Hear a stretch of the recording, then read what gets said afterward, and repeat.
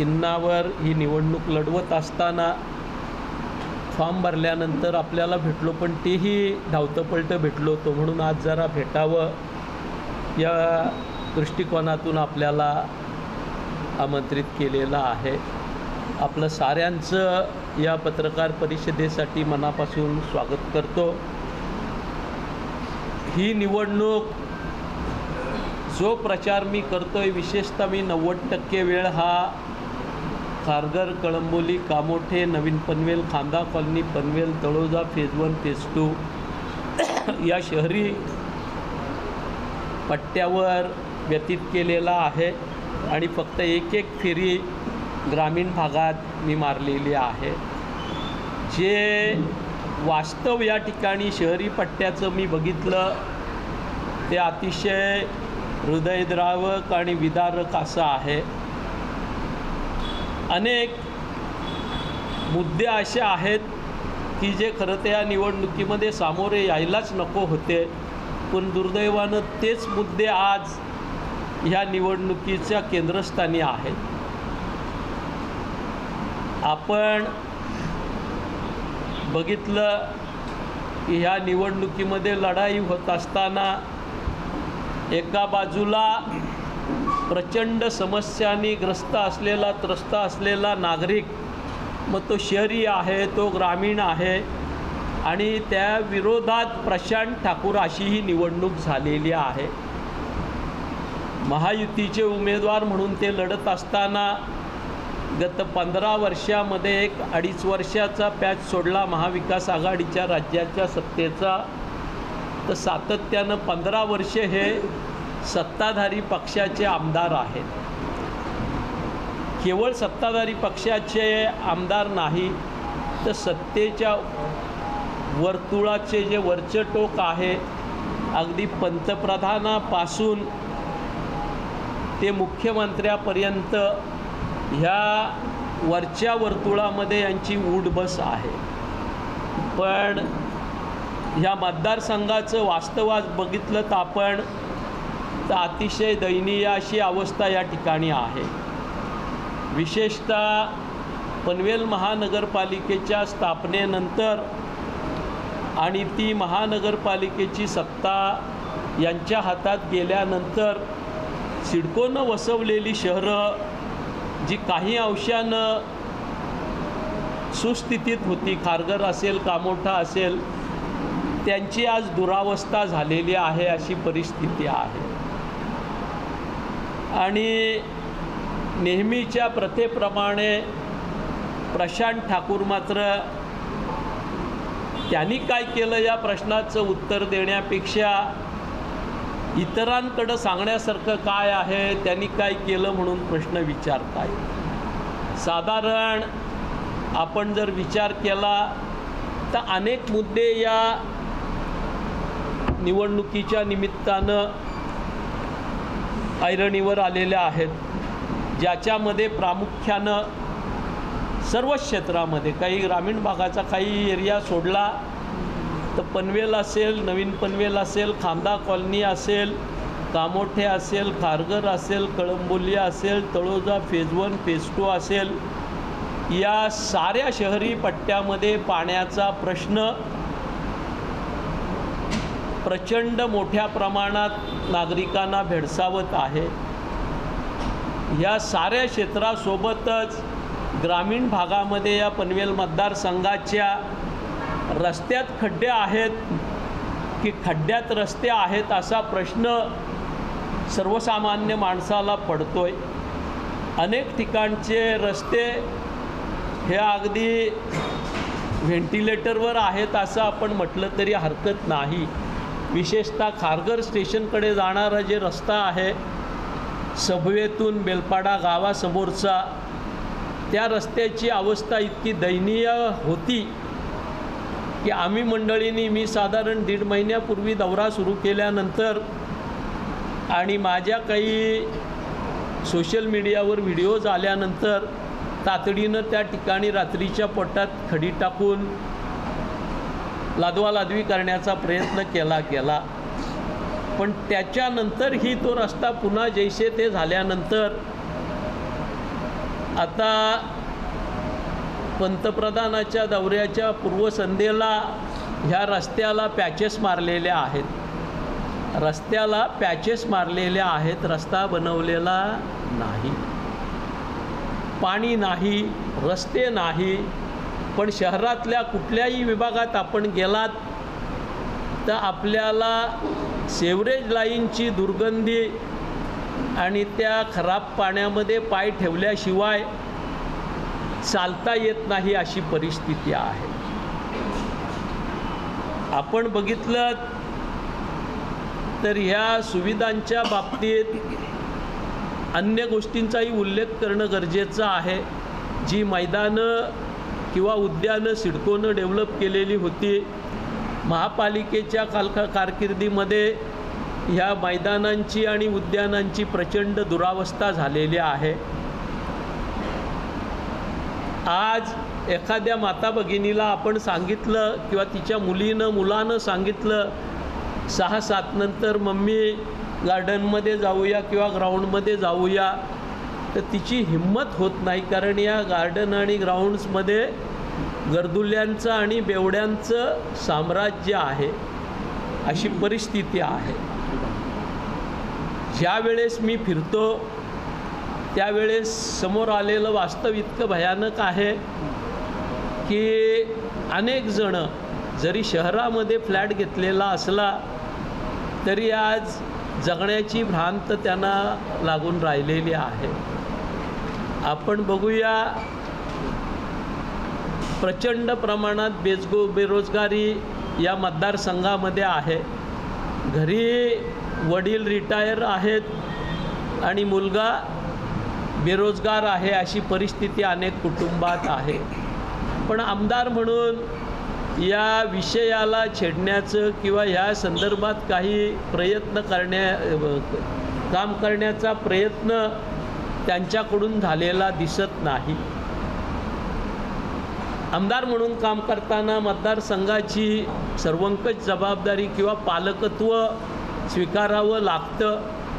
नागरिकांना काही त्या ठिकाणी अडीअडचणी आल्या, संकट आलं, त्यांच्यावर गंडांतर आलं तर आमदारानं त्या ठिकाणी धावून जाणं अपेक्षित असतं, त्यांच्या सुखदुःखामध्ये सहभागी होणं अपेक्षित असतं. पण इथं लोकसंकटात आणि आमदार विजनवासात अशी परिस्थिती या पनवेल मतदारसंघाची आहे. हे सारं वास्तव अतिशय भयावह आहे. आमदार तर विजनवासात आहेतच, पण त्यांचे नगरसेवक जे मोठ्या हौशेनं कामोठे खारघरवासियांनी निवडून दिलेले होते त्यांचाही पत्ता किंवा चंद्रमा मुखडा कुठं दिसताना नागरिकांना दिसत नाही अशी परिस्थिती आहे. कोणे एकेकाळी पनवेल हे एज्युकेशन हब म्हणून डेव्हलप होत होतं, नावारूपाला येत होतं. विशेषतः खारघर त्या बाबतीत आघाडीवर होतं. पण एखादा लोकप्रतिनिधी निष्क्रिय असला तर चांगल्या घडत असलेल्या गोष्टीची कशी वाताहत होते त्याचं उत्तम उदाहरण म्हणजे आता शैक्षणिक क्षेत्रामध्ये एज्युकेशन हब म्हणून जो नावलौकिक होता तो नावलौकिक पनवेलचा खारघरचा कमी होत गेलेला आहे. 15 वर्ष आमदार म्हणून काम करताना नागरिकांच्या अडीअडचणी काय आहेत, समस्या काय आहेत, गरजा काय आहेत ह्याच्या बाबतीत विचार करण्याचं साधं सौजन्यही प्रशांत ठाकूर यांनी दाखवलेलं नाही. आपण बघतोय की या शहराची लोकसंख्या वाढणार आहे हे सांगायला कोणा ज्योतिषाची गरज नाही आहे. सिडको धडाधड प्लॉट विकते, त्या ठिकाणी इमारती होत आहेत. पण मतदारसंघाचा आमदार म्हणून ह्या सर्व जनतेला, येणाऱ्या सर्व लोकांना, एक्झिस्टिंग आपल्या जनतेला पाणी लागणार आहे त्याची व्यवस्था आपण करावी, काही रिसोर्सेस डेव्हलप करावं हे मात्र प्रशांत ठाकूर यांना सुचलं नाही, वाटलं नाही. आणि आज भयानक अशा पाणी टंचाईमध्ये हा मतदारसंघ आहे. आपण बघितलं असेल 2014ला 19ला निवडणुका लढल्या त्यावेळेस ह्यांनी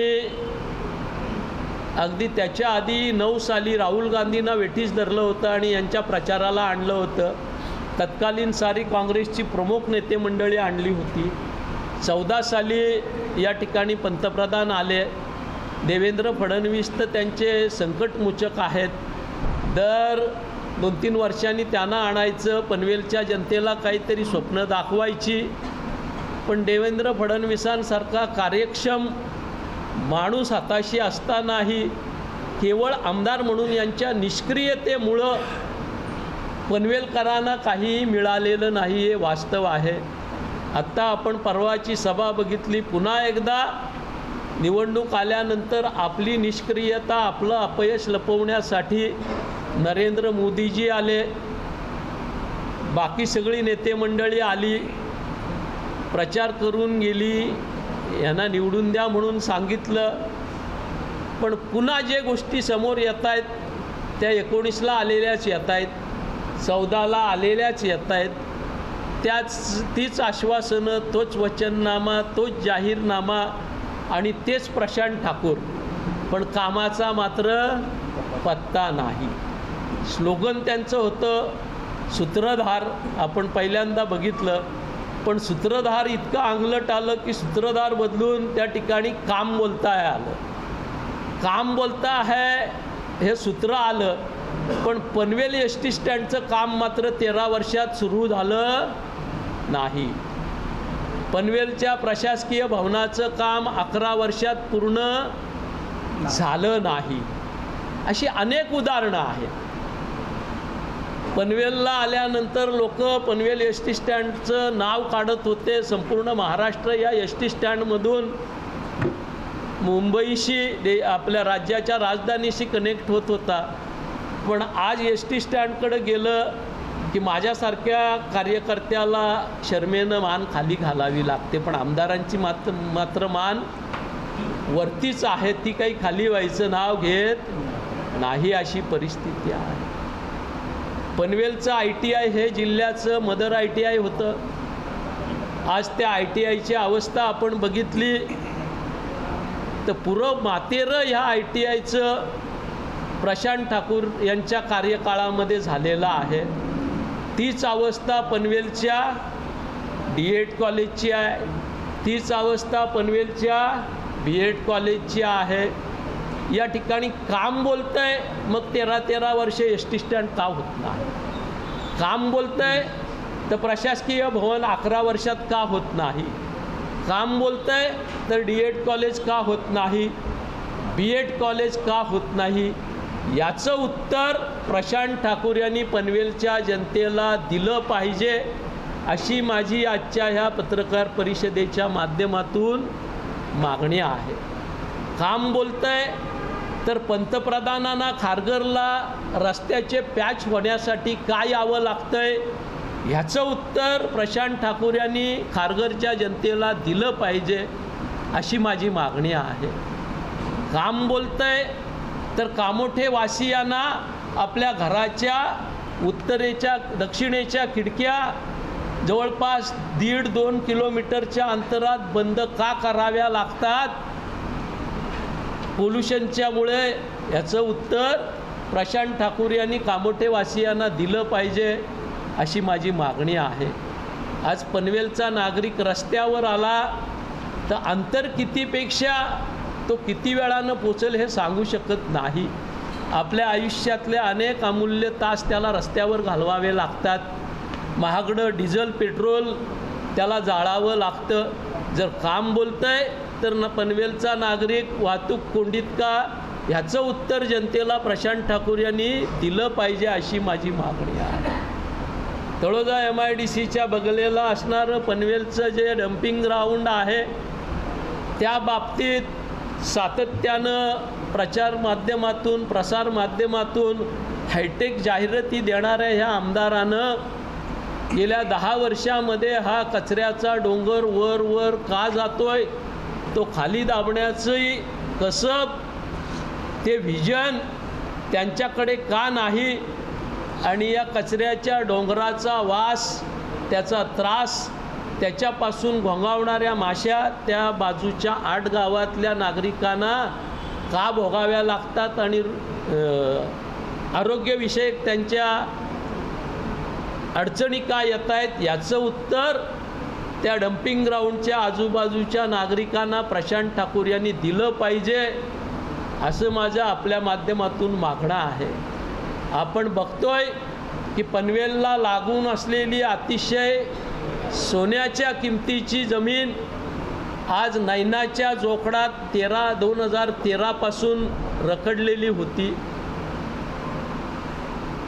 पनवेल शहरापासून 17 किलोमीटर अंतर असणाऱ्या तुर्बे, करवले, धानसर या रिमोट एरियामध्ये आज महानगरपालिका क्षेत्रात असल्यामुळं जे वैभव जमिनीला आलेला आहे, तर सुकापूर, आकुर्लीसारख्या गावच्या अतिशय मोक्याच्या जमिनींचा भाव 40 लाख रुपये गुंठ्यापासून 8 लाख रुपये गुंठ्यापर्यंत का आलं याचं उत्तर आमदारांनी दिलं पाहिजे अशी आपल्या माध्यमातून माझी मागणी आहे.